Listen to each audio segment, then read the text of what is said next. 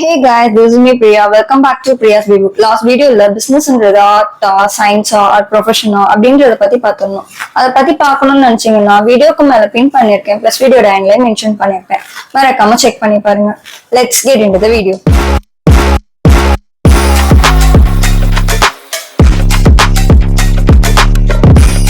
இன்னைக்கு நம்ம இன்ட்ரெஸ்டிங்கான क्वेश्चन டிகோட் பண்ண போறோம். ஒரு பிசினஸ் இதுதான் பிசினஸ்னு எப்படி சொல்றாங்க? இமேஜின் பண்ணி பாருங்க. உங்ககிட்ட இருக்க புக்ஸ் உங்க ஃப்ரெண்டுக்கு சேல் பண்றீங்க, அவர் உங்ககிட்ட இருக்க ஒரு மொபைல்ல OLX சேல் பண்றீங்க. இது பிசினஸா? கிடையாது. அப்போ கூகுள், அமேசான் ஆர் நியர்பை இருக்க கிராசரி ஷாப் இதெல்லாம் மட்டும் ஏன் பிசினஸ்ன்னு சொல்றாங்க? இத பத்தி தெரிஞ்சுக்க பிசினஸோட கோர் கேரக்டரிஸ்டிக்ஸ் என்னன்றது நமக்கு தெரியணும்.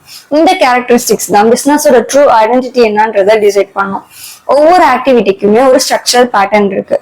ரோட்ல இருக்க பொட்டி கடையில இருந்து மல்டிபில்லியன் டாலர் பிசினஸ் வரைக்கும் எல்லாத்துக்குமே காமனான கேரக்டரிஸ்டிக்ஸ் இருக்கு. அதை பத்தி பார்க்கலாம். ஃபர்ஸ்ட் விஷயம், பிசினஸ்க்கு ப்ராஃபிட் ரொம்ப முக்கியம். இதனாலதான் இதே எக்கனாமிக் ஆக்டிவிட்டின்னு சொல்றாங்க. சென்டிமெண்ட்டுக்காகவோ சேரிட்டிக்காகவோ பண்றது பிசினஸ்குள்ள வராது.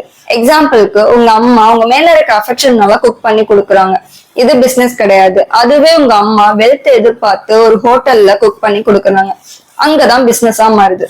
சோ எங்க மணி இன்வால்வ்மெண்ட் அண்ட் வெல்த் கிரியேஷன் இருக்கோ அங்கதான் பிசினஸ் ஸ்டார்ட் ஆகுது. எமோஷனை உள்ள கொண்டு வந்தா பிசினஸ் டெட் ஆயிடும்.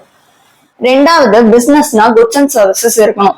யாராவது ஒருத்தர் குட்ஸ் ஃபேக்டரியில மேக் பண்ணும், ஆர் யார்கிட்டயாவது இருந்து வாங்கி குட்ஸ சேல் பண்ணும். எக்ஸாம்பிளுக்கு கிளாத்ஸ் மேக் பண்ற கம்பெனி டைரக்டா கிளாத் வாங்கி டிஷர்ட் மேக் பண்றது, ஆர் யார்கிட்டயாவது ஹோல்சேல்ல டிஷர்ட் வாங்கி சேல் பண்றது, இது ரெண்டுமே பிசினஸ் தான். இது மட்டும் இல்லாம கொரியர் சர்வீஸ், பைக் ரிப்பேர், ஸ்விக்கில டெலிவர் பண்றது, சாஃப்ட்வேர் மேக் பண்றது, இது எல்லாமே சர்வீஸ் பிசினஸஸ். பிசினஸ்னா ஏதாவது குட்ஸ் அண்ட் சர்வீசஸ் கிடைக்கணும். கஸ்டமர் டிமாண்ட சாட்டிஸ்ஃபை பண்றதுக்கு கையில குட்ஸ் அண்ட் சர்வீசஸ் இல்லாம வெறும் ஐடியாஸ் மட்டும் வச்சு பிசினஸ் பண்ண முடியாது. மூணாவது, பிசினஸ்னா நம்ம கிட்ட இருக்க ப்ராடக்ட டைரக்டாவோ இன்டைரக்டாவோ விற்கணும் ஆர் மாத்தி தரணும். இங்க சேல்ஸ் ஆர் எக்ஸ்சேஞ்ச் நடக்கணும். பர்சனல் யூஸ்க்காக 10 டிஷர்ட்ஸ் நானே ஸ்டிச் பண்ணி வச்சுக்கிட்டா அது பிசினஸ் கிடையாது. ஆனா அந்த 10 டிஷர்ட்ஸ் இன்னொருத்தருக்கு மணிக்காக வித்தாலோ மணி ஒர்த்துள்ள விஷயத்துக்காக எக்ஸ்சேஞ்ச் பண்ணாலும் இங்கேதான் அது பிசினஸா மாறுது. நம்ம கிட்டே வச்சிருந்தா அந்த பிசினஸ் நடக்காது.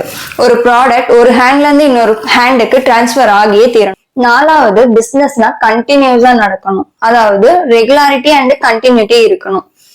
ஒரு சிங்கிள் டிரான்சாக்சன்ஸ் பண்றதுனால அது பிசினஸ் ஆகிட முடியாது. நான் முன்னாடி சொன்ன மாதிரிதான், உங்ககிட்ட இருக்க பழைய போனை உங்க ஃப்ரெண்டுக்கு சேல் பண்றீங்க, அதனால உங்களுக்கு ப்ராஃபிட் கிடைக்கலாம். ஆனா அது பிசினஸ் ஆகிட முடியாது.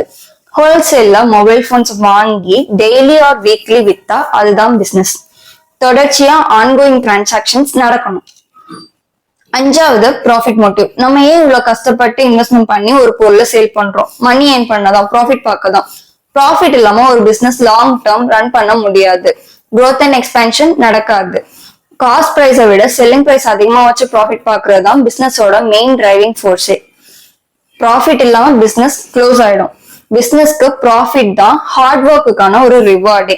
ப்ராஃபிட் வரும்னு நினைக்கிற அதே நேரத்துல கூடவே இன்னொன்னு வரலாம், அதுதான் ரிஸ்க் அண்ட் அன்சர்டனிட்டி. கஸ்டமரோட டேஸ்ட் மாறலாம், மார்க்கெட்ல புது புது காம்படிட்டர்ஸ் வரலாம், பினான்சியல் கிரைசிஸ் வரலாம், கவர்மெண்ட் ரூல்ஸ் சேஞ்ச் ஆகுற மாதிரி யாரும் எதிர்பார்க்காத நேரத்துல எதுனா சேஞ்சஸ் நடக்கலாம். சோ பிசினஸ்னா ரிஸ்க் கண்டிப்பா இருக்கும்.